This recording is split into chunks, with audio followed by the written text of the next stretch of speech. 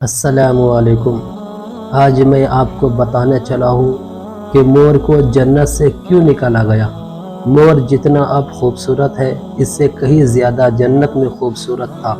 مور کی خوبصورتی پہ سبھی پرندے فدا تھے، لیکن ان سب خوبیوں کے باوجود مور سے ایسی کون سی خطا ہو گئی تھی جس سے اللہ تبارک و تعالی نے مور کو جنت سے نکال دیا۔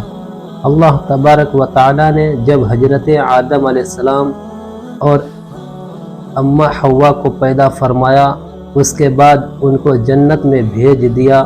وہ دونوں جنت میں بہت ہی پرسکون سے رہتے تھے، بہت ہی لذیذ میوے پھل کھایا کرتے تھے، لیکن ایک پھل جس کو کھانے سے اللہ پاک نے انہیں منع فرمایا تھا، کیونکہ شیطان حضرت آدم علیہ السلام کی وجہ سے ہی جنت سے نکالا جا چکا تھا۔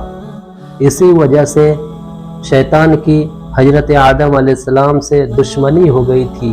شیطان یہ چاہتا تھا کہ وہ کسی بھی طرح حضرت آدم علیہ السلام کو جنت سے نکال دے اور ساتھ میں اماں حوا کو بھی جنت سے نکال دے۔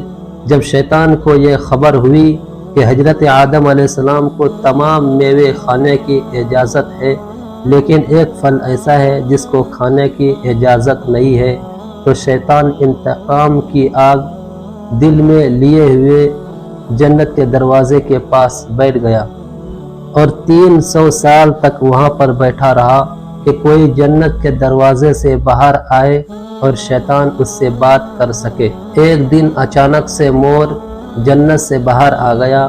شیطان اس کو دیکھتے ہی بہت خوش ہو گیا۔ شیطان نے پوچھا، اے خوبصورت پرندے، تم کون ہو؟ مور بولا، میں مور ہوں، اب تم اپنا تعارف کرواؤ۔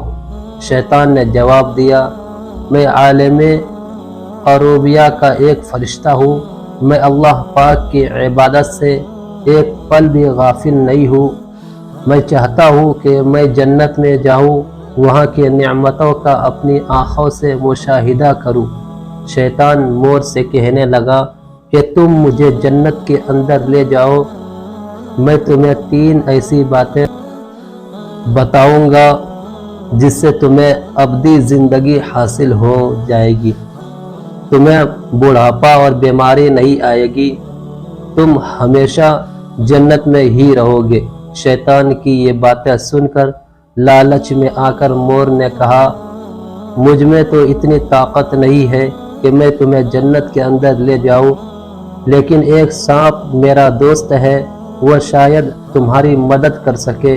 یہ کہہ کر مور سانپ کے پاس آیا، اس کو ساری بات بتائی۔ سانپ بھی شیطان کی باتوں سے بہت خوش ہو گیا، پھر شیطان کو اپنے منہ میں چھپا کے جنت میں داخل ہو گیا، اور یوں شیطان اپنی چال میں کامیاب ہو گیا۔ جنت کے تمام نگہبانوں کو یہ معلوم تھا کہ شیطان یہ چال چل رہا ہے اور جنت میں داخل ہو چکا ہے۔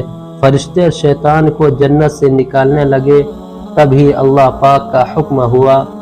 یہاں سے آگے جاننے کے لیے پارٹ 2 کا استعمال کریں۔